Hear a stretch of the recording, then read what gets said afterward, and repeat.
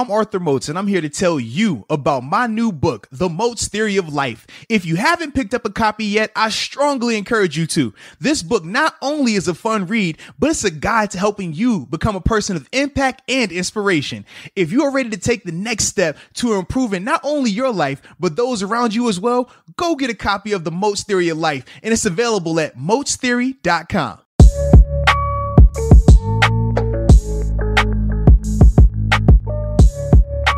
What's up? It's the Arthur Moats Experience with Deke. I'm Arthur Moats, and that's my main man, Deke. What's up, man? Man, I'm just over here thinking about what we were just talking about. What? Your whole Toon Squad, LeBron jersey, the new jersey versus the old Space Jam jersey. I feel like it's only right. I know you really wanted to do this. I even saw you post yesterday. I don't even want to talk about it. I don't want to talk about it. No, it's just for the record because, like I said, not everybody follows the social media and stuff like that. So you think that the new Toon Squad LeBron jersey is better than the old school MJ Space Jam Toon Squad jersey? I think the other one's a little too bland. It's not. It doesn't have the modern fit to it. You know, this has been like what 20, 25 years since the last Space Jam. So I just think for the modern look, the modern eye, the new one is better. Now I will give you this with how the jersey and the shorts combo. I don't know. It's tough because I think there's a lot going on with that Looney Tunes circle that they got on the side, combining it with the jersey all the way down to the shorts. I don't know if that's going to be too much, but let's see how it looks in the movie. As a jersey, though, I would much rather wear the LeBron jersey than the Jordan jersey. I just think it looks way cleaner. For me, it's not even close. The Jordan jersey is way cleaner. It doesn't have that nonsense half a circle on the top. If you don't have the bottom part with it, just go, what is going on the side here? It'll look fine. Nah, it won't. It's cool, though. But then, like, the whole, just the transition of the colors up there, I'm just not a big fan of it. I like the clean look of Jordan. It's no different than, like, the Jordan 11s they came out. It's clean. It's concise. It's right to the point. It's elegant. You don't need a lot of extra funky looking things with it. It's just pure. It's perfect, man. And it's timeless. It doesn't matter if you're wearing this 20 years ago, if you're wearing this 20 years later, man. It's always going to be fine. Whereas I think with the Space Jam, the new Space Jam with with LeBron, it's more, it has to be right now, and it's still 50-50 at best in terms of the people that are going to like it or not. Whereas with the Jordan one, it's just smooth. I mean, if you're flashy, if you're not flashy, like it's perfect. From my perspective. Yeah, I disagree. I just think it'll look better as a fit. I think the LeBron one will for sure. I think you getting the jersey? I have to now. I guess it looks like. Yeah, you should, man. I guess I have to, and I'm gonna have to wear it on here, right? Go for it. You're gonna have to buy the other one though. No, I don't. I've already had it. What? I've already had this jersey. I already had that one when I was young, man. When it first dropped. That's what I mean. You got to get it again though, so we could like compete and have them. And then we could leave it to a vote. That could be a good one. I thought you already did that on your social media. What does it look like so far? I'm talking about as a fit though, just rocking it. What you mean? It's just a jersey. No, I know, but that's different than wearing it as a jersey on the basketball court. You could put it with any shorts, sweatpants, jeans is gonna be fine. Yours, you're gonna have to all right, let me make sure I got this to go exactly with that. You don't need to go with MJ's version, man. No, I disagree. I think I could rock this with the jersey because you put bland colors with it, the jersey will stick out. You're gonna rock that with that? No, I mean, you throw the jersey over that, and then you have all the other colors that you're rocking are bland, so the jersey's gonna stick out on its own. Let it do its own thing. Whatever you need to do, man. Let the jersey breathe on its own. That's it. Whatever you need to do, it's all good. Yeah, man. Speaking of the playoffs, though, man, basketball going on right now. Hey. Still enjoying the basketball scene, the playoffs and everything, man? Yeah, dude. I mean, my big question, obviously we seen yesterday with the Lakers going down. Are they in trouble, man? Are they in trouble? We've been talking about this. So they were the only team to go down? Huh? I'm pretty sure the Bucks went down. I'm pretty sure. And I've said that too. The Clippers were a questionable Porzingis ejection in the beginning of the third quarter from going down. I agree with that too. Yeah. I think the difference is right now, the teams that we talked about that had to compete to either get their seeding or actually make it into the playoffs, like we saw with the Trailblazers, they're a lot more in rhythm right now. They've been playing with intensity the whole time, which I told you when we was watching it when it first started, why I didn't want to watch it. Because it's like, dude, the teams that were already, had their seed and already were going to be a top 2, top 3 team, their intensity isn't there for them. You can just see they're trying to turn the switch on. And it's, like I said, it's not just the Lakers. You look across at the Clippers, they look like that. Like I said, the Bucks definitely look like that. Multiple teams will look like that. And now you're over here watching the Magic like, oh, yeah, the Magic are playing hard. Great.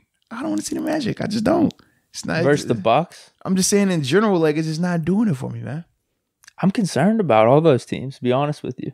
I really am. Because like you said with the Mavs, they were beating them the whole game. They were up 6 whenever Porzingis got ejected. Oh, it was terrible. And then Clippers went on their own run. Yeah, that was ridiculous all in and of itself. But talked about with the Bucks, and then even with the Lakers, with the Bucks, it was like, all right, all they have is Giannis, which Giannis still put up his numbers and everything, but dude, the Magic just they flat out beat them the whole game. They looked like the better team. I had that game on whenever I was doing stuff for us. I know you were at the radio, but man, there was not a point where the Bucks were able to really get back into that game. Yeah, because I tell you, when I was watching the whole time, they at one point they were up by like 17. Then they can't cut it back to, I think it was like single digits, but then still the whole time you could just tell the Magic were in control. And I'm just like, this is cool, but I don't really care about the Magic like that. I don't want to watch the Magic like that, man.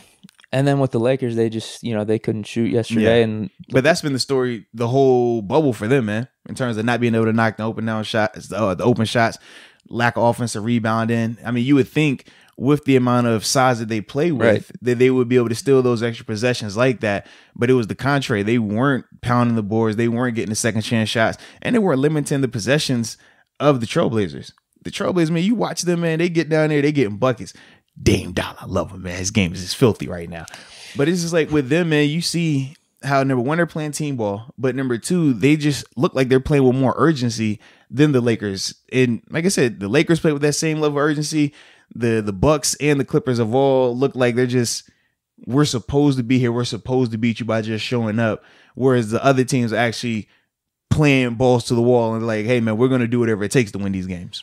Which I get to, and usually I defer to, all right, whatever. It's one game, and then, everything's going to pick up back to how it was. But the setting isn't how it was. It's just, I think it's way more interesting now. Usually in these first round matchups, I think if all this happened where the Bucks, Clippers, obviously the Clippers won, but the Bucks, Clippers, Lakers, like perform like this, you're thinking, all right, it's fine, whatever. They're going to get out of the first round.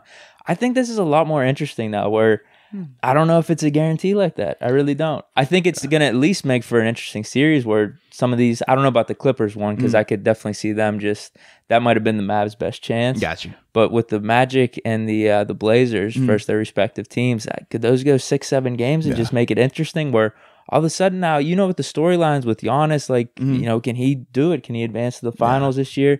Can he put the team on his back? I could see them pressing, man. Yeah. I could see them pressing and it just, getting a little interesting. Yeah, you call it interesting.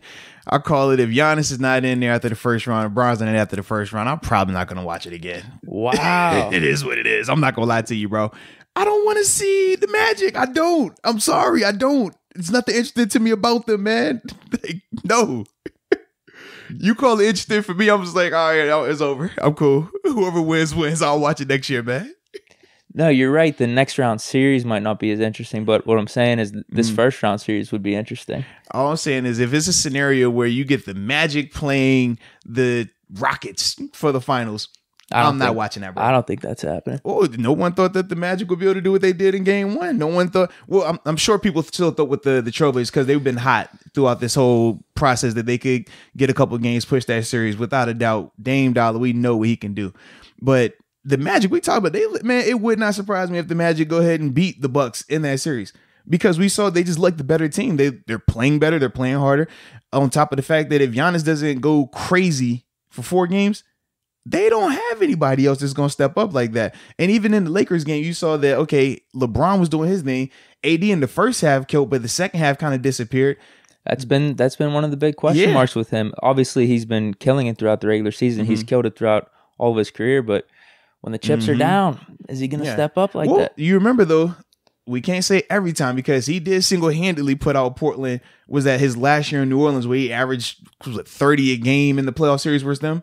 So he has shown that he can do it. That was a good run for the Pelicans. He definitely shown that he can do it, but it's just the consistency element of it. Whereas, like I said, you see LeBron's triple-double. In that scenario, you got nothing to lose. No one's expecting you to do anything. Correct. But now, a lot of this is on you. To be honest with you, because you don't have much of a team around you. It is going to be a LeBron and AD show. And both of those guys have to show up. And like I said, even when you look at LeBron, even if he doesn't give you 30, he's still going to impact the game in so many other ways. Whereas with AD, there have been times we've seen where he kind of disappears and you're just like, all right, come on back, AD. We need you here.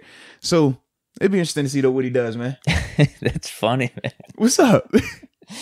I'm just not watching here on out, is what you said. That's funny. Because I don't want to watch the Magic in the second round. I'm not gonna lie to you. There's nothing appealing about that to me. I wouldn't blame you Like, if they're what? somehow playing the Pacers or the Heat in the I don't second want to watch round. that.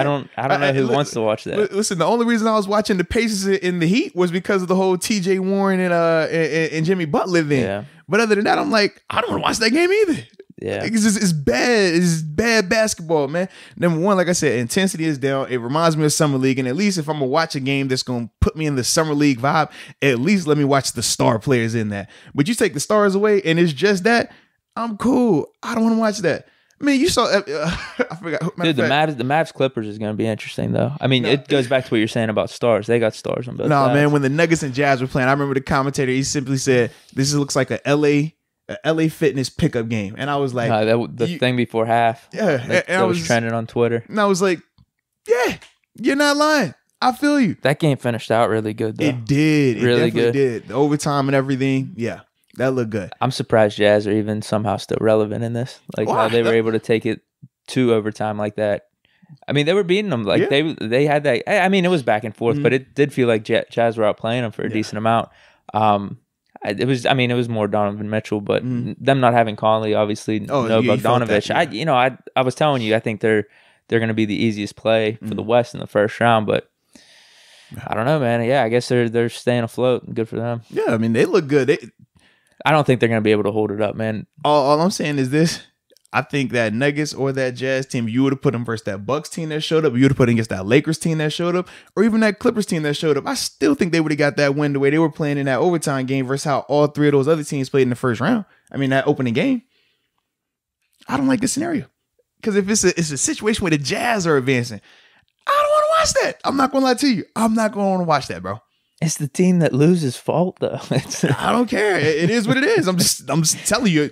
I'm just putting it out there, man. There's no surprise with it. If you were a commissioner, like people rip on commissioners or say like, oh man, the higher ups are voting for certain teams to win, so they, you know what I mean? Like if you were commissioner, you wouldn't want the Jazz or these teams to go on. No, this is the thing though. If you're the commissioner, that's different. Like I'm not about to come over here and mess with the product. Whoever wins, and whoever you promote them, the way you promote them. I'm simply saying as the consumer, you have the option of, do I want to watch this or not? For me, I'm personally not interested in watching the Jazz. Otherwise, I would have watched them year round. I'm not personally interested in watching the Magic. Otherwise, I would have watched more of them. That's why the commissioners are thinking that, though, in the back of their mind. Yeah, they can have it, man. Hey, that's my thing. Not saying they're coming out to say it, but obviously a commissioner would want a Steelers-Cowboys Super Bowl. I mean, that'd be big for ratings. I mean, from rating standpoint, Giannis needs to be there, Harden, yeah, Bron, you gotta Kawhi, have Bucks. You gotta have Bucks coming out of the East. You need it. Otherwise, who you watching? I mean, you're going to watch the finals because if it's Lakers or Clippers, I don't know. Any of those teams out of the West, outside of the Jazz, I think would be an interesting finals. But yeah, for East, I think you got to have Giannis in there. I was about to say, because Philly, nah. Not anymore with no Simmons. Ooh, Brooklyn might do something. What about Brooklyn? Hell no, dude. You would have watched the Brooklyn finals? No, they're not doing anything. I'm just saying, even if the Magic win this first round, it's just going to come back to the mean, though. They're not making the finals. Who would they play, though? I'm trying to think. I have no clue. Who's actually, the they would be seed? No. Bucks Magic, they would go Pacers Heat, or never mind. No. It's going to reset and everything. Who's the number 2? So the 2 are the Raptors, and then the 3 are the Celtics. They play the Raptors. So, yeah. They would lose. It's just like that I don't know, what was their I believe the Golden State team that beat the Mavs in the first round, like the I Believe Warriors, whatever it was. Yeah, with Baron Davis dunking on yeah. You know, that type of scenario can happen where you have an 8 seed beating a 1 seed. It's like this miraculous thing, but they're going to regress back to the mean. Even though I do feel like that, I feel like under a normal where you're really home and away, you feel that whole, it was an upset or they stole home court. That I still didn't even feel that watching these games, man. I'm not gonna lie to you. I was watching it even where this would be an upset. You could just you would just figure Magic are the better team right now. Yeah, it didn't come off as like, oh, this is a big upset to me. Whereas if they were to lose these games at home, legit, like, oh, this game was in Milwaukee, this game was in LA, then I think it feels a lot different. Well, that goes to my point, and it would be that much more drastic of an upset if it was the typical home series with the fans and all that type of stuff. Where I just think the chances are so much smaller. But now in this setting, it doesn't feel like that unrealistic. No, it just feels like I'm watching pickup basketball, man. Pickup, I don't know, man. That's what it feels like. I don't know. I think it's quality ball. I think it's fine. It's quality pickup ball. It's like the highest level of pickup basketball right now, bro. So you're saying asterisk for champion, no matter what? I'm not saying that. If you win the championship, you win the championship. That's what I mean. I think to win the championship in this setting, it's different, but there's definitely going to be some stuff in play that wouldn't be for a typical playoff series. There's going to have to be some mental toughness here. You got to stay focused. I feel like it's going to be some stuff that makes it challenging, but it's also stuff that makes it a lot easier. No flying for sure. Yeah, no flying. When you talk about having to deal with home court advantage and things like that, you don't have to deal with any of that. If you're the lower seed, for sure. That makes it a lot easier for you. So, like you said, man, it's no asterisk beside it. Whoever wins it, wins it. I'm just simply saying if there's no Bron, no Giannis, I'm not really going to be tuned in like that. Okay, got you. Understood, man. Understood. But either way, it's gonna be good, though. Do you have anything else about the games? I mean, you're right. There was at the end of the game. You want to talk about the Lakers, dude? Gary Trent was like wide open for that three at the end. Is like, it did. They were up though. They were up in the fourth quarter. They came back. The first half they were down like double digits for most of that. But then, in the fourth, they were up by like I think it was like 6 or 7 at one point when I was tuning in, like watching and stuff like that. Couldn't close it out. Blazers were just they were just hitting those threes, dude. Well, that's the thing. We called it earlier. They hit their knockdown shots, their open shots. You saw Melo hit a big shot. Like you said, Gary Trent hit a big shot. Dame hit a couple big shots. Dude, I mean, when he be pulling up, man, it's nuts, bro.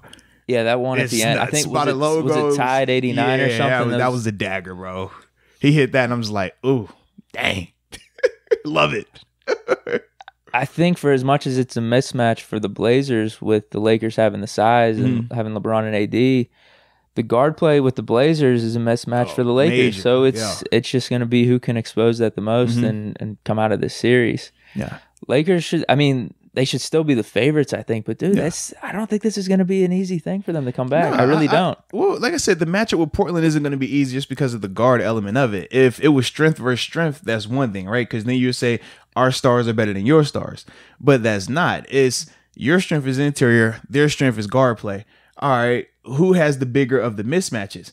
From an interior standpoint, it doesn't look like that big of a mismatch right now. When you saw how Hassan Whiteside was playing, like Blazers got dudes that at least they could be throwing. Right. You know? Whereas with the Lakers guard play, they don't have the different type of body types or different rotations they could throw at Dame and all those guys. That's where I feel like the mismatch was more exploited in that game, and that's why I say earlier, the only way the Lakers can really take over this series and win it, they have to either limit the possessions from the Trailblazers, and the only way they're going to do that is by getting the second chance points, because defensively, they haven't even showed, like they tried to have the intensity early on in the game, but once again, that thing kind of dwindled off and things like that. So if you're not going to have the crazy intensity from a defensive standpoint to minimize their second chance shots, to make them have tough shots and stuff like that, you have to pound them on the offensive glass. So that way you're getting multiple possessions and things like that. Because right now with the Trailblazers, they can score with guard play. We said this just like March Madness. They have a better 5-6 man rotation. Yeah, but we said with the way this bubble situation is very similar to the March Madness situation in terms of if you have great guard play, you can make something happen just because of the matchups you're going to get and stuff like that. And that's what we're seeing in this game right now. I mean, you're seeing with the Trailblazers, just the guard play that they have, the small ball. It looks good. No different than the Rockets and why they've been looking good. The small ball is working right now. Yeah. Melo's playing good too. Like shout out to Melo, man. Dude, he's making all these guys look like fools. All these teams that pass on him. Seriously, like the Lakers could use him so much right now. There's a lot of teams that could use them, man. I love it. I know. It's so good for him, man. Yes, indeed. Like I know he didn't shoot like crazy efficiently yesterday, but still, I think he double digit boards, 5 assists. And it's still he's making plays. I mean, this is the third or fourth game in a row where he's had a clutch late game bucket to either go ahead, tie, or seal it. So I mean, for me, I love it, bro. Yeah. It's beautiful, man. It's beautiful. What was I reading? I think this is actually the first playoff matchup between LeBron and Melo. Yeah, I was reading that the other day. So he's one dude that, I'm not saying anyone's afraid of LeBron or anything, but dude, he probably sees himself on a level similar to LeBron just because they were in the same draft class. And I mean, you think about how their careers parallel, whether it was competing in high school, or even, him winning a championship as a freshman at Syracuse, like, he feels like he's up there with them. They both are Olympic gold medalists. Whether he's right or wrong, but like, I don't think he has that mindset of like, oh, LeBron's like unbeatable or anything. I'm sure he thinks I could take LeBron. I'll take him any day. You know, he actually was doing a decent job when they matched up a little bit. I was like, all right, Melo, I see you, baby. I like it. Yeah, that's it. I've enjoyed it so far, man. I've enjoyed it. It's been cool. I'm not gonna say I've enjoyed it. It's been cool, man. It's cool. Like I'm gonna go home after this, and I could pop on a game while I'm doing our stuff there. Nice. Listen, every time we doing a radio show, the TV's on, we're watching the games. Like, all right, yeah, cool, go team. I'm working on it, man. I enjoy it. It's something. That's the thing. It's something. But for me, I'm not about to just jump overboard because they're just playing. Like, I think that's where the difference, like for me, it still feels like just summer league basketball. That's what it feels like when I'm watching it, man. Just you put the bigger name players out there, but it's still, that's the vibe I'm getting from it, man. Wait, you care about the fans being there? No, we talked about this before. I don't care about the fans being there. I feel like the fans, they play into the atmosphere. Yeah, I just don't think it really affects my viewing experience. That's all. Yeah, to each his own with that, man. Yeah. Like, I don't want to watch Duke basketball. I don't want to watch Duke versus UNC with no fans. Like, yeah. The fans make the experience. The fans add to the game. The fans add to the element, the energy. You can feel it. Even though you're not in the arena, you can watch it and feel that energy. There's no energy, man, when you're watching the day going, the virtual fans, they're buzzing in and out. Oh, it's Doggy up here, old little kid waving. I'm cool. I don't think you see him enough, though. Like I see him enough. No, from the just going back and forth. I mean, you might catch like a row or two. I just think the visual experience is like filled out enough where I'm seeing the game and you see some stuff on the sides that fill it out. That's good enough for me, man. Like I said, to each his own. No, it is. I'm just I guess it is. It's just to each his own on that. Yeah.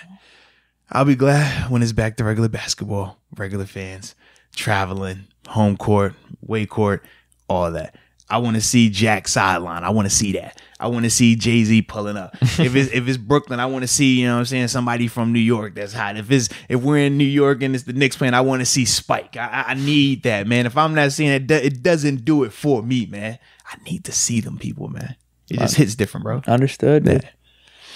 But that's. Do we got anything else? Did you want to talk about? Because I know we got our top 10s again. Did we want to talk? I gotta say something here. Oh, here we go. Go ahead, drop that thing, man. Stop playing. Stop towing the line and just do it. I don't know if this was on our radar, if you were gonna bring it up or not, but the whole Steeler practice thing that they're live streaming. Oh man! Do we want to give our reviews on it, bro? We might as well. I am glad you brought that up. You weren't gonna bring it up. You forgot. I forgot. You put it outside of your memory. You just trying to. I put it in a box. I locked the box. I threw away the key and I chucked that thing, man. You're scarred. Oh man, yeah. All right, ladies and gentlemen, we talked about it. The Steelers hyped it up. We were over here excited. Live stream. We're gonna get to see the practices, get to see some hitting, some all this other because they're in pads. This is like official. Yeah, we turned on the stream. I've turned it on multiple days now, and it looks. I tried for the first day and the second. It looks the exact same. You're gonna see. It's 40 minutes long, and it's literally 35 minutes of them stretching, walking around, talking. You might see a clip of a quick little warm-up pass here or a guy going under a chute, hitting a dummy. And then that's it. And then it's a whole bunch of whoever the anchors are, whether it's Missy, whether it's Pursuta, whether it's Craig Wolfley. And you're just like, I don't feel like I'm seeing anything right now. Yeah. And then the contrary was this. I don't know if I sent you this or not. The Browns. Oh, yeah. You sent it to me. I did. And I watched the Browns for a little bit. The Browns look great. You can literally, it feels like you're actually there. You can see the whole practice, them running plays, tackles. You see Baker throwing Odell. You see everything. Yep. And I was like, that's how the Steelers promoted this thing. That's how they said it was going to be. I want to give as much as this. It doesn't hurt to say, but I just feel like the Browns are doing things right on YouTube, man. They are, dude. They got like 260 something thousand subscribers, but like you could even see some of the stuff they were doing. Like, I didn't watch. Did I watch it? I might have watched a little bit of it. They actually had like a whole vlog thing of like whenever they hired Stefanski and like bringing him in, like. They're doing some cool stuff there, and I wish like the Steelers were doing that type of stuff. Like that'd be pretty cool. And like, dope, bro. And like even just even from the standpoint of like, just live stream the whole training camp here. Let's try to see that because I actually watched some of the Browns. I was like, all right, this is cool. I saw Baker throw a duck. He threw a pick to the dude, trying to get it to Odell. But that's the type of stuff we want to see. Like Ben trying to throw to Deontay when he's up against Joe Hayden. Let's see what happens. What does it there. look like? Yeah. But I guess from you don't want that kind of stuff maybe to get out. But this is my thing, right? I like as a fan we want it, but as an organization, I could see why you want to keep that tight. See, this is my thing though. Under a normal off season, right? Normal training camp, it's free access. So anybody, you mean to tell me Cleveland has never thought about sending a scout or somebody here to just record the practice and see everything? Because with training camp practices, they're open. We've seen them. Yeah.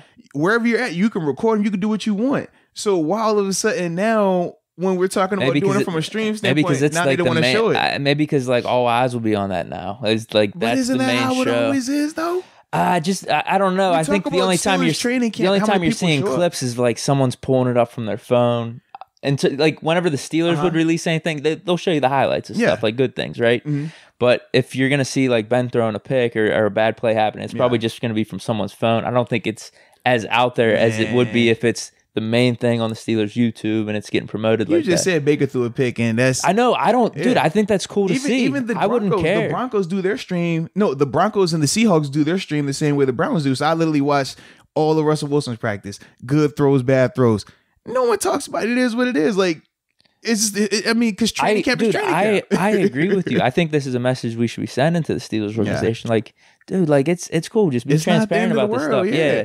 Trust me, but we've all seen Ben throw a pick before. We've all seen him have a bad everything pass. I've been saying is I could see from an organizational standpoint if you're not as I don't know comfortable with that type of stuff where you want to keep things tight closed a little bit and you're not as willing to put everything out in the open on social media. I just don't see how when we talk about the Steelers and they typically from a social media standpoint, I agree, dude. do a good job putting I don't get it either. Out. I think they should. I think they should just be a live stream. Yeah. So with that being said, I probably won't be tuning into the Steelers practice today. Well, I have to because of work, so I'm gonna see what it looks like. But I'm gonna have a split screen with the Browns on, so at least I can.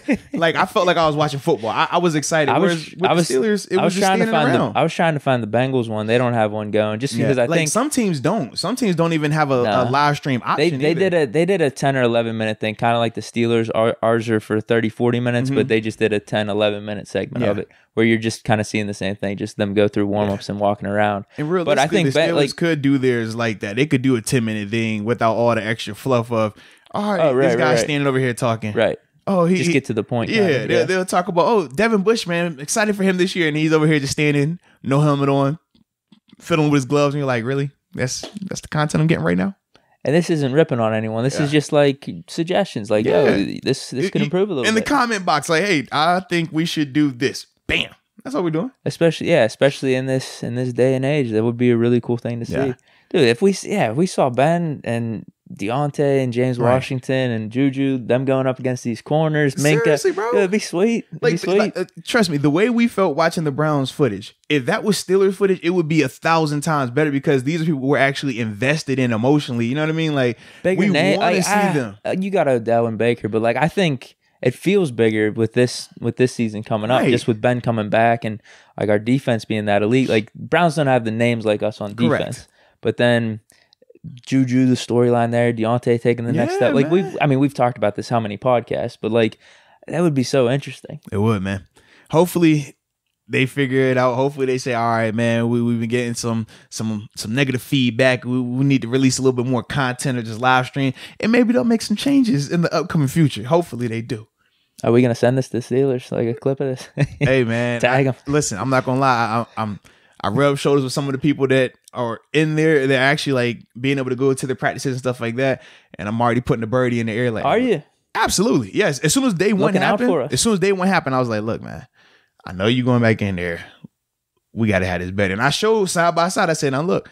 No way. This is the Steelers stuff right here. We appreciate this. This is what the Browns are doing. And it's not just the Browns. I said, you got the Seahawks. Because I wanted to make sure I had multiple examples. I was like, you got the Seahawks. Look, so that's another contender with storylines and all that stuff.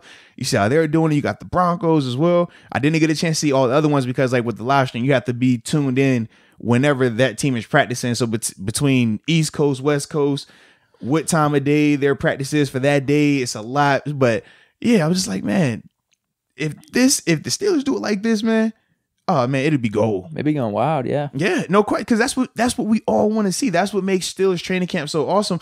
I mean, think about this: the Browns, they don't have the type of people that show up to the Steelers training camp like how they like. I mean, the Browns training camp doesn't have that type of audience. We're talking. I mean, with the Steelers, you know, it doesn't matter what day of the week it is for a Steelers practice, what time of day it is packed, thousands upon thousands upon thousands. Like, it's just crazy. Yeah, stay in the room, like that's what it is always. So it's like, man, give these people that. And it's easy. How hard can it be to just, I'm going to have this camera right here just the whole time, just sitting there. No different than what we do with this camera right here. It sits there. It records us. We can do everything we want. We don't have to have an operator over there. They just sit here and record. La, la, la, la. That's it. That's all you got to do. So why can't they do that? Just put it right at the top, 50-yard line. Bam. Wide angle. We good to go, man. Yeah, just like you're watching a broadcast for a game. That's it. Simple. Hope it happens, dude. I hope so, man. Fingers crossed. We got the inside scoop. Trust me, if it happens, we could thank you. Listen, I'm on their head again today. No way. I'm telling you, I'm gonna say it every day until something changes. I'm just letting you know, bro. Wow. Yeah, I'm just letting you know. This is great, like getting the inside scoop though, because behind the scenes. The first day was absolutely horrible. I'm not gonna lie. The first day was by far the worst. The second day was slightly better. Just slightly. If the first day was like an absolute 0, the next day was like a 1. Are they thinking about it? I don't know. Okay. You should write a letter. Isn't that what you're supposed to do when you got a complaint with somebody? Just I'm gonna write a handwritten letter to let you know I really have an issue with what's going on right now. So how much longer is training camp though? We'll see. That's the thing. I don't know how it's gonna work this year because typically training camp you're in Latrobe until it was like the 20th of August, and then after that you go to the South Side. But that's before you have the social distancing and things like that. The South Side facility is only built max capacity 60 players in that locker, and that's with the removable lockers in there, not even the full station. The full station is only going to hold probably 55 56 You think they'll just stick it out with Heinz Field going forward? No, I feel like you're going to have to, because you got 90 guys on the roster and they're not or 80 guys right now on the roster, but they're not having to make the cuts until your traditional going into game week, which would be for the Steelers September 14th. Is the Monday night game for them. So how are you going to pull 80 guys into that facility that's not built for that? I mean, even the team meeting room, when it's regular season and that's the 53 active guys and 8 guys on practice squad, there's still they're players that have to stand in the back. Typically your rookies got to stand in the back, and then all your coaches are lined up in chairs on the side. So it still isn't even enough room under a normal year. So now you talk about bringing 80 guys in there. It's just not feasible right now. That's my biggest thing. I don't understand like how they're going to be able to do that, which is the biggest reason why they even went to Heinz Field and they're having all their meetings and stuff there, because from the guidelines of social distancing, that's the only place that's going to be big enough to house that many individuals right now. Gotcha. No. Well, we're going to see though, man. Hopefully they could start doing this live stream, man. Like I said, I'm on their head every day. I'm just letting you know, every single day. That's my mission. We appreciate that. Wow. At least let me get one team period, dig it, all right? With the Browns, we was able to see teams. Man, you see whatever you want to see over there. At least let me get just 7 plays of just like full go action. Not a, oh yeah, look at Ben. He threw a warm-up pass to switch right here. It's 3 yards. Oh, look at James Conner. He's standing with the cap on his head. Just, yeah, 1 step here, 1 step there. No running. He's like, yeah, what am I watching here? Dude, there's a lot of hype with Claypool right now that him and Ben are building this connection. No. The thing that got me was, and this is the ultimate gas, they said, look at Big Ben throwing this touchdown pass to Claypool. Is Big Ben on like the 3? Claypool just standing over there by himself. 2 steps, catch by himself. Nobody's over there. His coaches in the field, everything. And it's like touchdown pass. I'm like, that's what we're doing now? That's what we're calling now. Okay. I'm good with it, man. I'm good with it. It's like, oh my God. That's better than what we're seeing on those. That's better than what we're seeing on the YouTube. You know? At least I would have rather at least like the coach stand in front of him to make it look like it was like a defense or something for you to call it a touchdown. Like you could just simply say, oh, he's throwing passes to Claypool. That's what they don't hit me with look at this touchdown pass to Claypool. Like, what? That's what that was? Stop it. I'm hearing big things though. I'm hearing big things. I'm a little worried about the hype becoming too much at the same time, man. You love the hype. Don't I do you're love not the worried hype. about it. You love it. I do love the hype, but I just don't want to. I don't want to let myself down. You do. We have solid receivers though. Either way, so Yeah. I'm good. I'm straight. You might as well. If we were relying on him to be wide receiver 2, then yeah, maybe I would be a little more concerned about the hype. But yeah, right now, I'm enjoying it. My thing is this, man. For his sake, though, let's But this is the thing. You've jumped on the hype train for worse before. so why you want to be all conservative now, man? I think just before the season, you like to be a little bit more cautious, just a little bit. When did this happen? In the season, you got to get into like that war mode and like. This isn't the same thing. Why are we gonna come here? We're preparing. No, it sounds like it sounds like you're trying to let yourself down, or you trying to ease for the letdown. Like, all right, I don't really believe in him, so I'm going to just hedge it real quick. I'm going to just say, I think he can, but I'm not surprised if he don't. Nah, man, dive head first, man. Come on, bro. All right. Yeah, you know you want to, man. I kind of am. But like I said, we already got a bunch of receivers. So what? He could be the best. Call it out. That's tough to say. He could be the best right now, man. He has all the intangibles. Size, speed. People are saying that he's surprising. See? He's definitely... Been through a touchdown pass to him. It's the narrative, bro. Come on, roll with it. I know. They're building that rapport. Yeah, man. They're building a rapport. He's got the talent. We talked about this. The size, like you said, the size, the speed. He's got all that there. Yeah, man. We draft receivers pretty well. Yeah. I love how right now, like you talked about the hype around certain players. So Claypool, a lot of hype around him right now. Is there another guy I'm missing? Well, no. Anytime somebody talks about Ben, it's through the roof raise. Like Vance, for example, he had a 20-minute. What else do you expect? They're just spitting the truth. Though. Yeah. I'm just like, my man Vance gave me 20 minutes audio of strictly him just praising Big Ben. I was like, yo, this is nuts. I love it. Oh, you've been watching the press conferences too? They've been doing those little things after, right? Doing my radio show. They have them live. Yeah. Oh, okay. So Coach Tomlin comes on usually like 3:15. He'll speak right in the middle of the show, and then whether another player will come on later on and have a post practice press conference. Oh, so they give you like 20 minutes of content and stuff. Yeah. That's and then nice. You just react to it. It makes it simple. I was gonna say, yeah, they're just doing your job for you, right? And the thing too, like with a podcast, you don't want that because we want to like get our conversation out, but we're not doing a 3-hour thing. You know what I mean? Whereas with the radio just 3 show, hours now. Yeah. I thought it was 2. It's 3 hours now. It used to be 2? It used to be 2, yeah. So we're 3 hours. That really helps for the 3 hours. Yeah, then. so you're like, oh man, you throw a 15, 20-minute audio and then you're going to react to that. I'm like, oh yeah, I appreciate the live content. And because it's live, people are tuning in. So it's like, hey, you get live here. You got to get it on the replay somewhere else, but you can hear it right now. It's happening with our show. So it's good. That's really cool, man. No, man. Yeah, dude. So it's been good, man. Trying to think another thing that I don't like, and this isn't a Steelers thing, this is a NFL rules thing right now. The beat reporters. So I've been talking with them and they because usually, right, we're able to hear, okay, well, this player had a pick, this player is doing well, this player is doing bad, this and that and that. But apparently because of how the thing is this year with the with no fans and stuff, they're not allowing the beat reporters to really say what's happening at practice. So, for example, there was an incident that took place between Zach Banner and TJ Watt, right? So, talking with the reporters that were there, they gave me all the details, let me know everything that happened. I'm like, okay, bet. Why isn't this out in public? Right, but then they're like, we're not allowed to say it like this. So, I think Brooke Pryor, who took over for Jeremy Fowler as like the ESPN Steelers affiliate, right?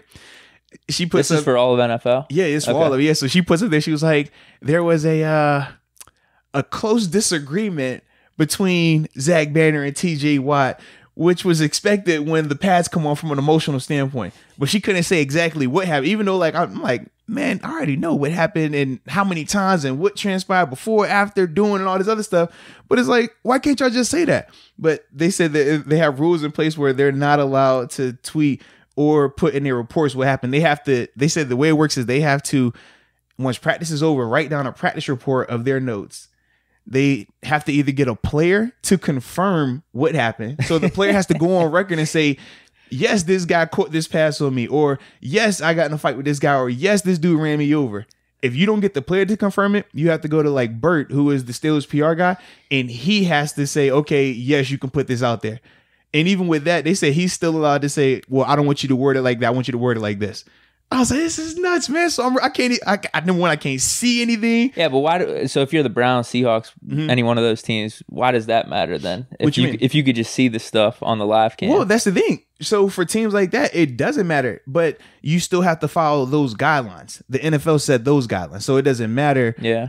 everything else. But with at least you get to see it. Right, but that's the thing with the Browns. It's like they're kind of doing above and beyond. Like they don't have to. Number one, you don't have to stream anything. It's teams that haven't streamed anything at all.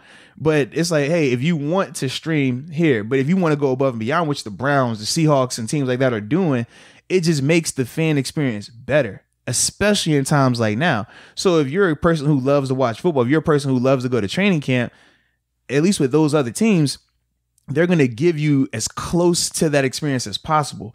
Whereas with the Steelers and some of these other teams, they're doing like the opposite. It's like, I'm going to show you just a little bit to say I did something, but I'm not really going to show you anything at all.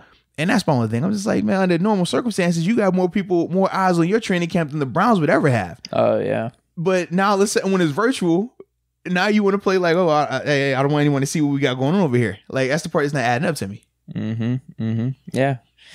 Hopefully, yeah. Like I said, hopefully we get that live stream going, and it'll be big thanks to you. It seems. Hey, man, I'm just a man of the people, bro. I'm a civil servant. That's all I am, man.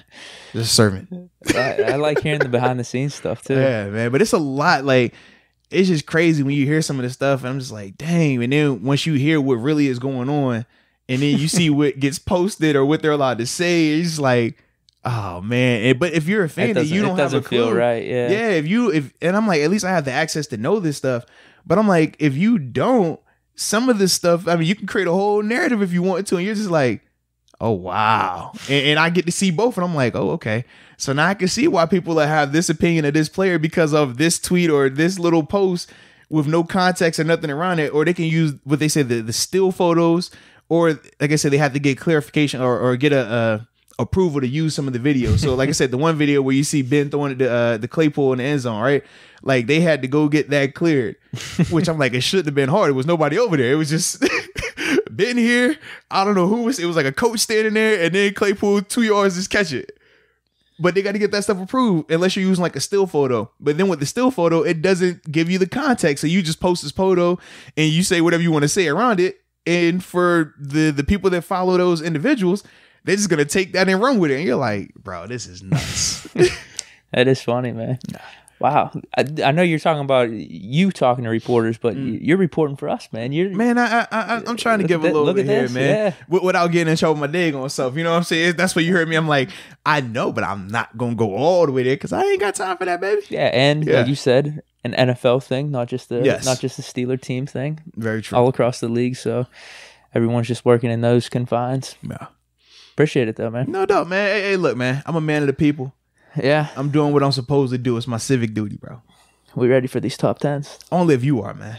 I am. Yeah, this is a good one. Yeah, because we said we were going to do, we were ending with quarterbacks, right? So. Oh, if you want to. Yeah, well, the thing was, let's say, since we had just did, what did we just do? Tight ends. Yeah, we did tight ends. So it was like, okay, let's get us a defense. And then, might be set up for a grand finale. I mean, unless we want to, we can. No, we got two more alternatives. Like everyone knows what's happening with my quarterback list. They just want to figure out the rest of the list. That's all. That's pretty much it. You know how it goes, man. Yeah, we got inside linebackers here, or off-ball linebackers, easiest because it could be left or right outside linebackers for a 4-3 scheme. Yeah, because in a 4-3, your Sam and your Will are still going to be off-ball guys who high volume tacklers, they play in coverage. Whereas in a 3-4, that Sam and Will are your rush ends, your Bud Dupree's and your TJ Watt types. So that's what we just said, 4-3 off-ball linebackers or your 3-4 interior linebackers, just to make sure that we're not getting any edge rushers in this. And that was kind of the issue that you run into a lot of times with either the Pro Bowl or with the like with the first team All-Pro teams. If you're a guy that's a monster 4-3 linebacker, but you're being classified or being in the same category of a Von Miller who's going to get 10 plus sacks, like it's a lot harder for you to get that type of recognition. It's a lot harder for you to get those type of accolades and stuff. So yeah, dude. How about you? You want to go first this time? Because I think I went first the last 3 times. I like when you go first. Oh man, trust me, you're not the only one, man. When I do my radio show, my co-host up there goes first too, man. Wow. Unless I call it. If I call it that I want to go first, then I go first. But I like to go second. If you're really feeling it. Yeah, it's only a couple where I'm like, all right, I want to go first here. You want me to go second for the quarterbacks? I ain't saying anything. I might choose offensive lineman I go first for.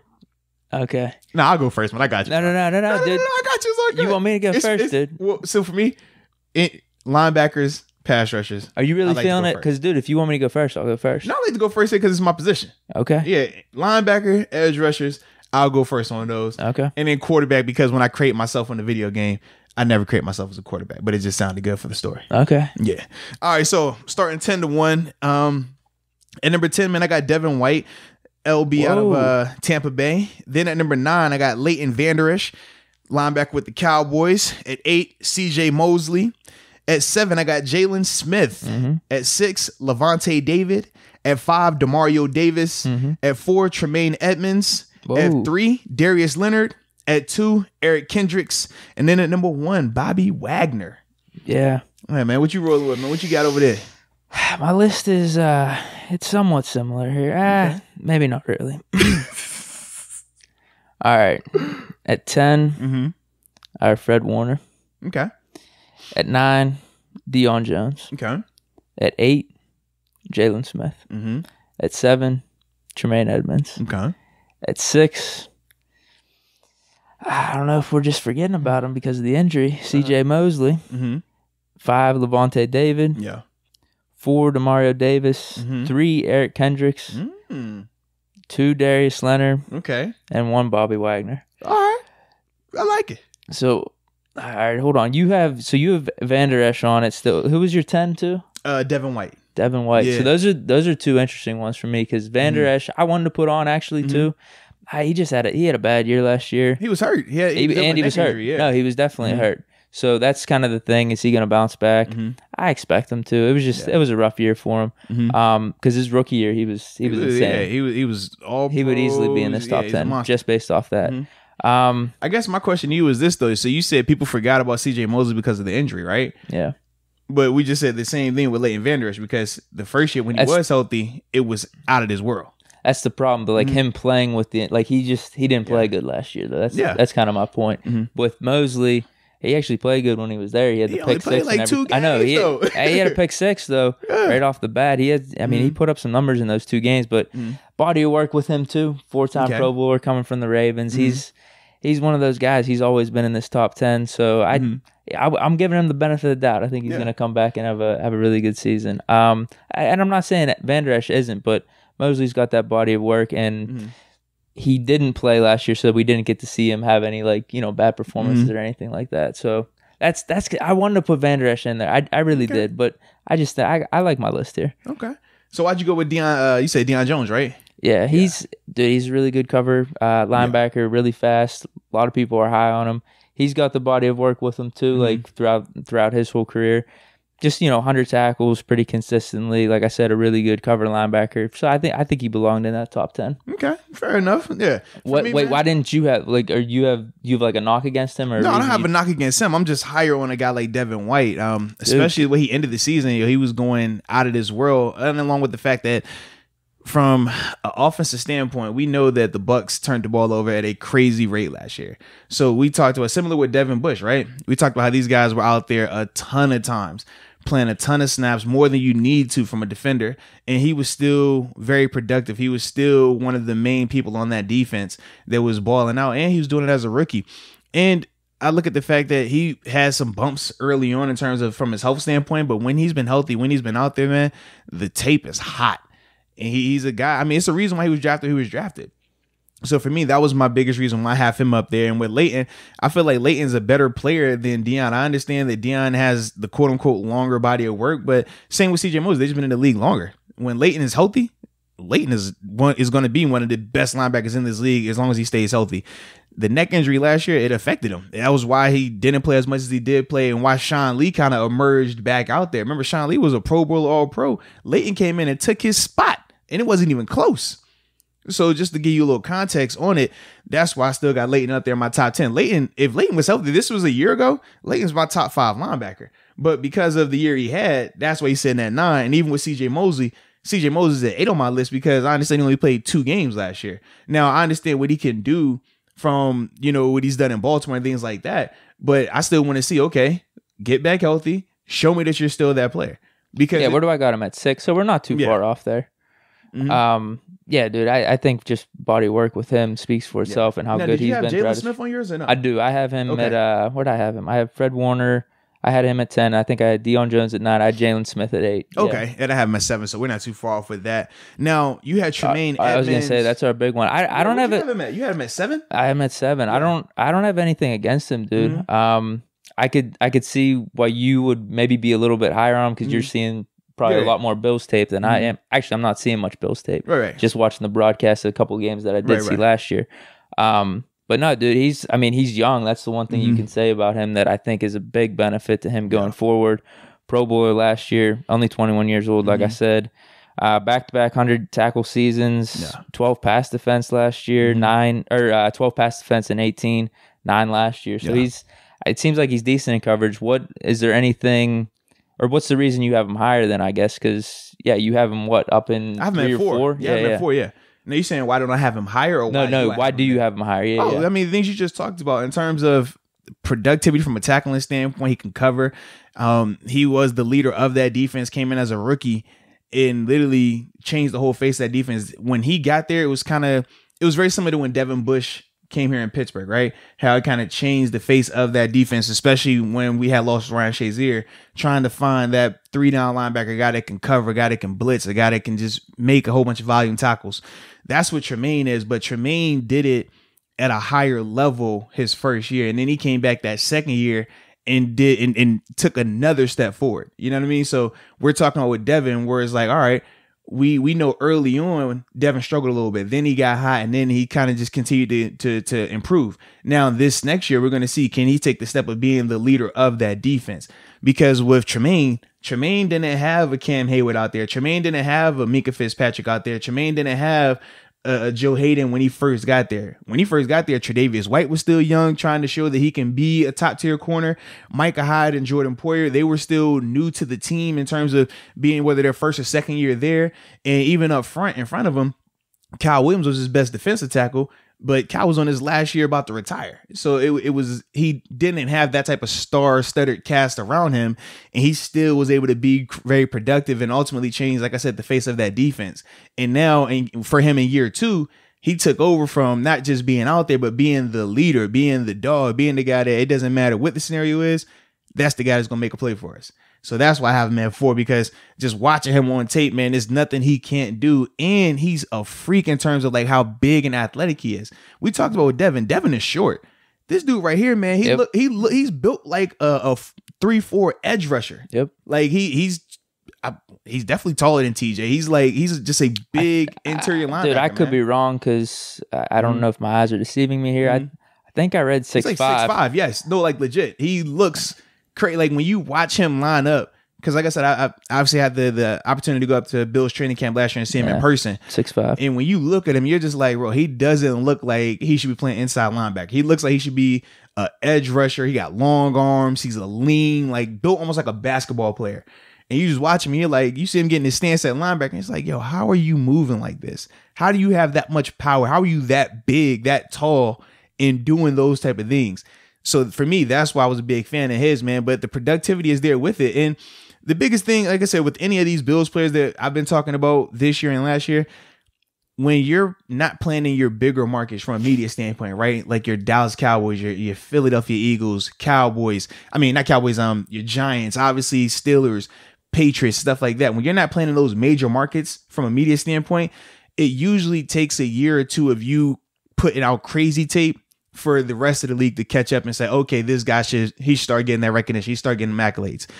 The same thing right here with Tre'Davious White. Tre'Davious White was balling out a year ago, but it took him having the crazy year this year for him to start being talked about more. Tremaine's the same way.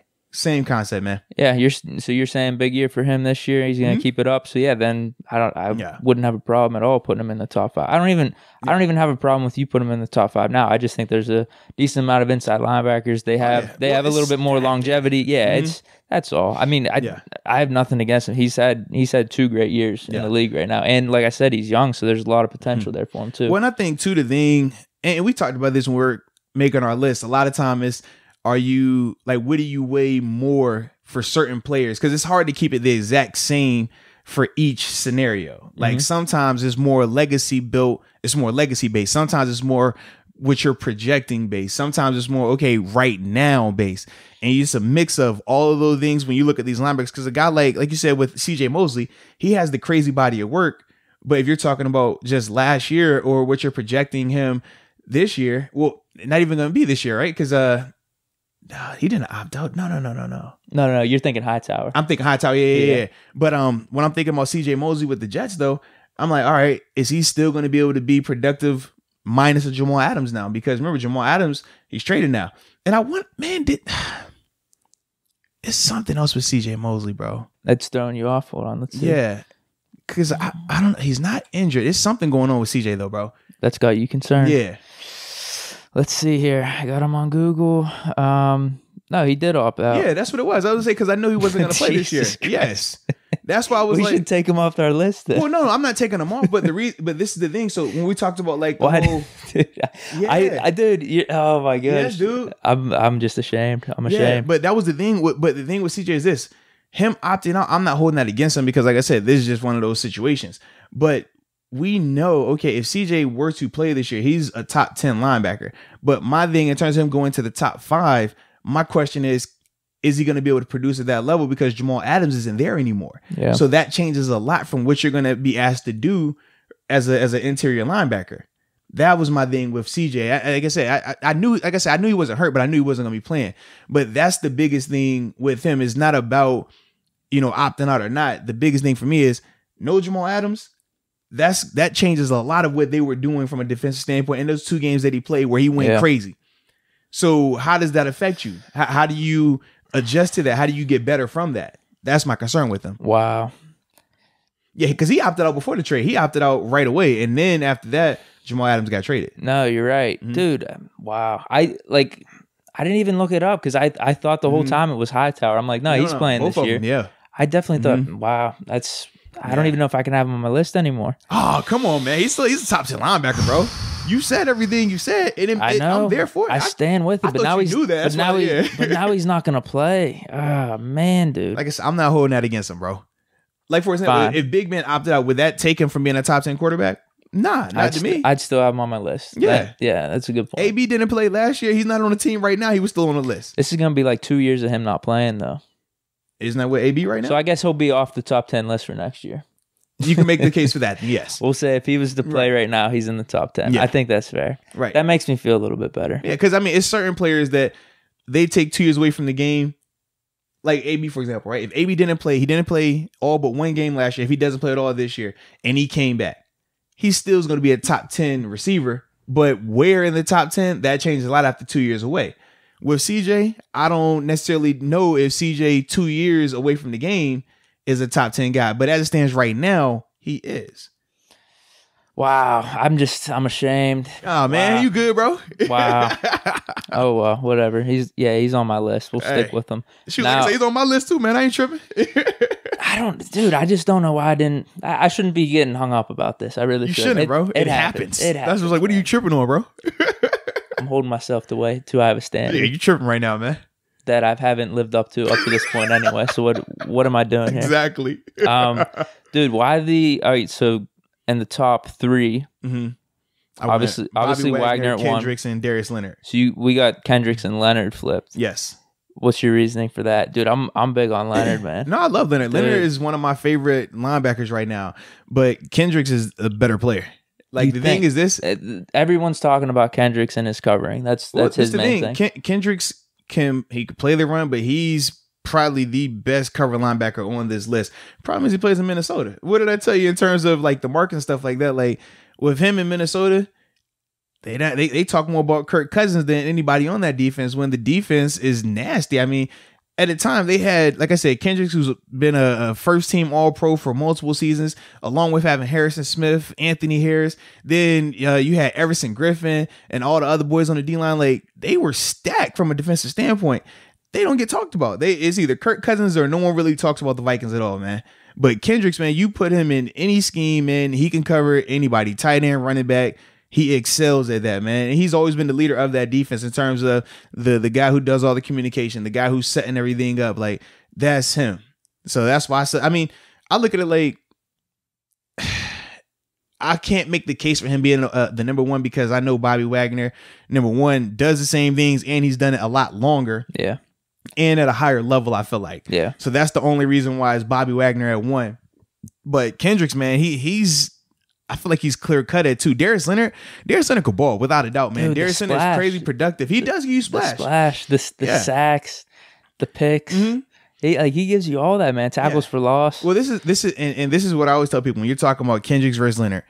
One gives you the splash plays, right? Yeah. One is going to give you A+ game the whole time. You might get some splash, you might not, but you know it's A+ from start to finish. That's the difference in between the two. Darius, he's going to ball out, but it's still sometimes where he's not going to be as effective as he could be. But like you said, he'll get you one of those crazy picks, or he'll get you a strip sack, and you're like, oh, all right, makes up for it. Whereas at Kendricks, he might not get all these other things, but you know he's then locked down whoever he was guarding. He done made 10+ tackles in this game. He done made sure everybody was in the right area. He's done everything that you need to win. That's what he does.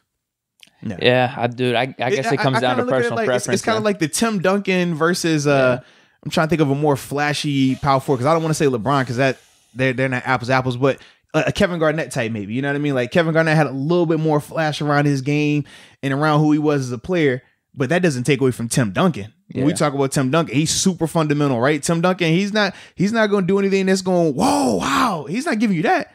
But you know with Tim Duncan, what you get in every single game, it's A+. You know you winning championships with Tim Duncan. You know, hey, this dude, it's hard to put a finger on what he does great, but he kills in every single thing, man. And you know it's consistent any day of the week, anytime, any location. Whereas with KG, you know KG, man, he might have a down game, but he going to block somebody's shot to the 10th row and he going to flex. Or he going to dunk on somebody and he going to headbutt the back. You know what I mean? Like, that's what he does. And then from there, you sit and you're like, oh, heck yeah, he killed that game. And you're like, when you really break it down, did he kill the whole game or did he have some hot moments? That's the difference, like when we're talking about those two players, man. Understood, man. Yeah, but I love them both, though, man. No, for sure, dude. I think Leonard's in for a really big career. Yeah, I agree. Leonard, and the thing is this, Leonard is super young, too. And he's a 1AA guy, man. Shout out to South Carolina State, man. Went to Wobble School, man. Rookie of the year. Mm-hmm. Not sure how he didn't make a Pro Bowl, but made an All-Pro in his rookie year. It's crazy. It doesn't add up, man. But we talked about the Pro Bowl, man. It's the popularity contest. The AP poll, when you talk about AP, first team and second team, that's the one that matters because those are all the football heads. They're voting on these players. When it comes to Pro Bowl, it's fan vote. So if you're not in a big market, if you're not on a team that is constantly talked about, it doesn't matter. Nobody's seeing you like that. It's the reason why we talked about Mitchell Schwartz, the right tackle for the Kansas City Chiefs, who's been an All-Pro multiple times, does not have a Pro Bowl. How? You know what I mean? Make it make sense to me. He's clearly the best, but he's been the top 1-2 player at his position for multiple years in the league, but does not have a single Pro Bowl to his name. And he just won a Super Bowl. It's not like, all right, when he was playing in Cleveland, okay, you can make the case. All right, Joe Thomas was getting love, but he really wasn't. All right, cool. My man just played in the Super Bowl, won it. The year before that was in the AFC Championship game. We love Mahomes. We talk about Mahomes all the time. This the guy protecting Mahomes. But the fan vote is the Pro Bowl, man. So that's why it's popularity. That's why a lot of us, like when we talk about the accolades, we are more concerned with your All-Pros than your Pro Bowls. Do the Pro Bowls hold weight? Absolutely. That help. But if you're comparing Pro Bowl to All-Pro, give me the All-Pro guy over the Pro Bowler. Yeah. Is there anything else with these linebackers here? Man, now did you have Levante? You had Levante David up there, and where'd you have Demario Davis at? I got them right beside each other. I got Davis at. Where do I got him at 4? I got David at 5. So literally I got DeMario at 5 and then Levante at 6. So we right. Okay, yeah. Same right here. Yeah, same thing. I mean, if this was a few years ago, would you have David a little bit higher? He's getting a little up there in age of production. I don't even want to say he's taking a dip because he's still balling out. Now you look at his numbers, man. He looked good last year too, man. Yeah, and I don't know. I think Demario Davis, that was like a career year for him last year. So he's been pretty consistent. Like I was looking at his Pro Football Reference, been pretty consistent throughout his whole career. Yeah, I guess just hasn't been really getting too much love. But I mean, last year I guess he was able to put it all together. Yeah, because he was a part of the Jets teams where it was him and David Harris with Rex Ryan. They had I'm drawing a blank. Bart Scott. No. He's after Bart. Yeah. Okay, but actually, they brought him in. Once Bart left, yeah, that's when he came in. Him and David Harris together.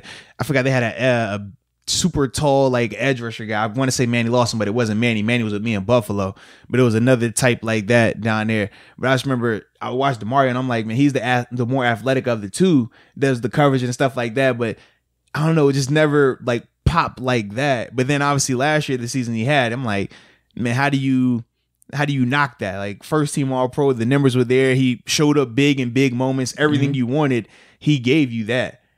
I don't know, man. It's just but even with DeMario, he's still not like a very flashy player. It's not him, man. He's good though. No, I mean he puts up the sacks too. Back-to-back 5 sack seasons in 17 and 18. Yeah, like I said, just a lot of 100 tackle seasons ever since with 2013 with the Jets. It's just, I guess, maybe not. He hasn't got the recognition. Maybe he's done something different last year where it has added up to a career year because he's really good in coverage from everything I was reading. Very good, man. PFF rated him a 90 last year. 111 tackles, 4 sacks, 12 pass defense, 11 tackles for loss. That's pretty good, man. Yeah, that's pretty good. He you called it. It was a career year for him. Yeah, definitely a career year. Because like I said, he's been good.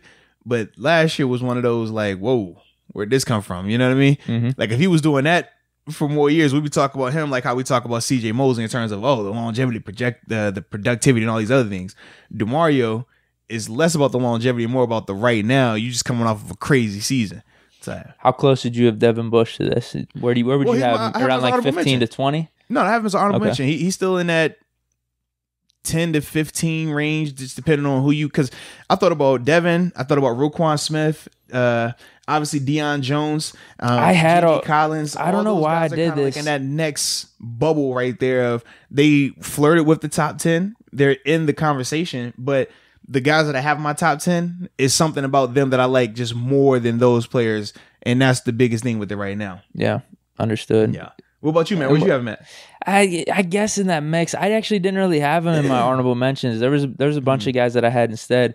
As much as I do love Devin Bush, and I think he's gonna take that next step, I just think there was a lot more productivity from other guys in the league. Correct. Yeah. I do think Devin Bush's potential is better, and I think he's got a better chance of making that top 10 next year if we're talking projections and stuff. I just felt like if you're combining all the factors of what he did last year, the right now, and longevity from some of the other linebackers, then I probably had him more in like my 15 to 20 range. But because I deleted all the guys that I had for honorable mention. I had like 5 or 6 names, and I deleted them once I made my top 10. That's understandable. Well, because here's what happened. I was like, this is my top 10. I don't even want to look at my honorable mentions. That was it. All right. I usually don't do that, though. I usually, for whatever reason this morning, I was just like, you know what? This is my top 10. Forget these honorable mentions. Man, you got to roll with it. For me, the only reason I like to give honorable mentions is to give people a little bit more context of, all right, these guys made my list. These were the next guys in, but they didn't make it because of some of the reasons I talked about in the first part of it. Yeah, it's good to do. I should have done it. And with Devin, and it's not his fault, but one of the bigger knocks on him right now is just the stacked cast that he has around him. Like, we talked about some of these teams up here. I don't think any of these linebackers that we've listed has the same level of supporting cast that Devin Bush has around him. Yeah, you talk about Devin White too. Like, I think those two definitely got a really good shot of making the top 10 after this year's over. Absolutely, man. Yeah, I kind of figured them in the same vein. I think you're a little higher on Devin White than Devin Bush. We've talked about this in the past, but I mean, they're both there, top 10 talents. Like I say, over the next 5 to 10 years, those are going to become the next wave of linebackers. I look at Devin Bush, Devin White, Tremaine Edmonds, Darius Leonard. If Leighton Vander Esch stays healthy, I feel like those 5 are going to be that next wave of your Bobby Wagners, your Luke Kuechly's, or when you had like your Urlachers and all those other type of LBs and like that vein, every couple of years you got those 5, those type of dudes. I feel like they're all going to be in the next wave of just the linebackers that we always are talking about. The guys that we're like, hey, that what he going to do. He going to ball out. That's what he does. Yeah. I think solid list all around again. Man. I like it. Not too bad at all. Yeah. It's crazy, man. Let me find out you. Let me see what you. Okay. I'm still hurting about the Mosley thing. I don't know why, bro. You good, man? I'm just hurting about that. I just feel like I should have known. I should have known. Bro, it is what it is, man. Because I'm talking a big game. I'm going to watch every NFL game this season. But that's not the game, though. No? That happened during, it was a lot of chaos. Everybody, the COVID situation, you was worrying about a mask and not a mask. Some people opting out. Some people was deciding. Like, I mean, you think about Tre'Davious White, right? he was leaning up into the midnight hour in terms of if he was gonna play or not play, man. So you're good, bro. You're good. Yeah, I guess the Jets aren't on my radar as much as some other things. Maybe that's it. Yeah. Maybe I should be easy on myself. Absolutely. And between the trade and then L. Bill posting his body fat and all that other stuff, Listen, man, there was a lot going on. If this is next summer though, and I'm missing that, then yeah, you could rip on me because, like I said, I'm gonna be watching every game this upcoming season. I'm putting the standard up. I really am. Hey, man. Well, hey, I respect you for putting that standard up for you, man. Just know that I'm here for you, regardless of how it works out. Right? It's like that person that's really trying to climb to the top. He's working all these hours, but you know what happens sometimes. Like you slip up in something, and your family, your friends are there to catch you. Man. I'm here to I'm your safety net. I'm a nice pillow for you to just, I got you, Deke. Don't worry about it. I dust you off, pat you on your back, and send you back on your way, man. Yeah. So you good, man. Don't need a trip. You convinced me of not getting him off my top 10 either. So CJ Mosley, he's in my top 10. He is, man. He's a top 10 linebacker right now. If he's playing right now, he's in. He's a top 10 linebacker right now, bro. Yeah. He is. Because I did phrase it. I was like, I think people have forgotten CJ Mosley. Then it's probably... You probably thought I meant. I did. Like, I was like, oh, yeah, I can see that, man. He opted out. He was hurt last year. People are forgetting about him. And that's what, like I said, he's lower on my list. I completely didn't realize he opted out. Wow. It's all good, man. Don't even trip. I'm not. I'm over it now. I'm over it. In the moment, though, I was hurt. I saw the look on your face like, oh, man. Dang, I missed that. And I'm like, he's in my top 10. How do I pivot from this? You're good, bro. Don't trip, man. How do I get him out of my top 10? Hey.